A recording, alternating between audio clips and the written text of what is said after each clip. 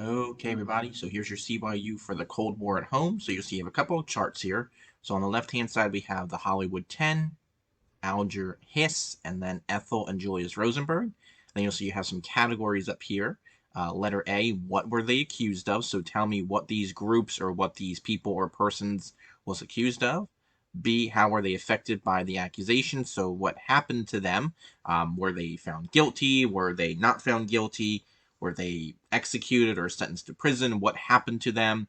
And then, do you believe these accusations seem to have been fair? Do you think what happened to them was fair on how they were treated? And then down here, one final column at the bottom about McCarthyism. So, what seems to have motivated McCarthyism?